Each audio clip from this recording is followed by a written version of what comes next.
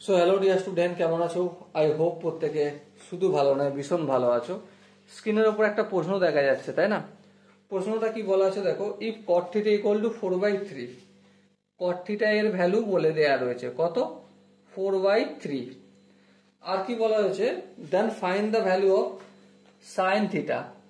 Sign theta এর ভ্যালু নির্ণয় করব। আর কার নির্ণয় করব? কস থিটা এর ভ্যালু নির্ণয় করব। আর কার করব?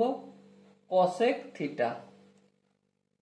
ঠিক আছে। আর ইন ফার্স্ট কোয়াড্রেন্ট মানে কোয়াড্রেন্টের প্রথম কোয়াড্রেন্টে অবস্থান করলে তাদের ভ্যালু আমরা নির্ণয় করব। ওকে, তো চলো ফটাফট করে সময় নষ্ট না করে আমরা কাজ করতে শুরু করে দিই।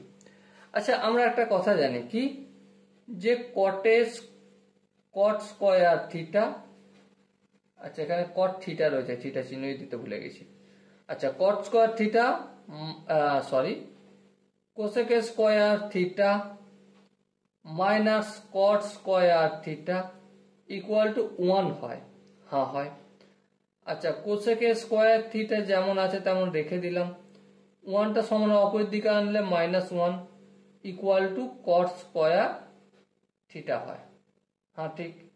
আচ্ছা, এবারে দেখো কোসেক স্কয়ার থিটা, আচ্ছা -1টা আনার দরকার নেই, এদিকে থাকলো +1 থাকলো। কট থিটার ভ্যালু কি? 4/3 তার হোল স্কয়ার +1। আচ্ছা, এখানটা একটু ক্যালকুলেশন করলে 3 3 9 আর 4 4 16 +1। আর একটু ক্যালকুলেশন করলে এলসিএম নিলে 9 হয়, 16 প্লাস 9 1 9, সো কত হবে? 25/9। তাহলে কোসেক স্কয়ার থিটার ভ্যালু 25/9।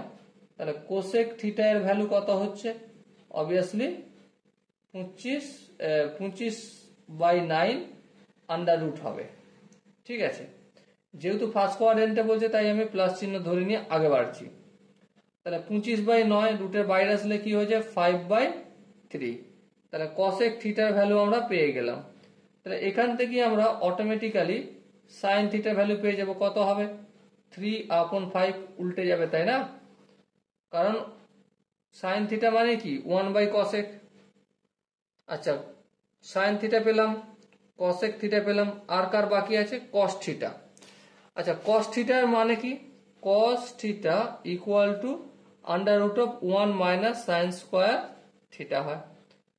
তো 1 মাইনাস সাইন থিটার ভ্যালু কত? 3/5। তাহলে 9/25 হয়ে যাবে স্কয়ার করলে। আর একটু যদি ক্যালকুলেশন করি, 25 আর 25 1 25 মাইনাস 9 কত হবে? 16/25। 16/25 মানে রুটের বাইরে বের করলে 4/5। তাহলে কস থিটার ভ্যালু কত পেলাম আমি? 4/5।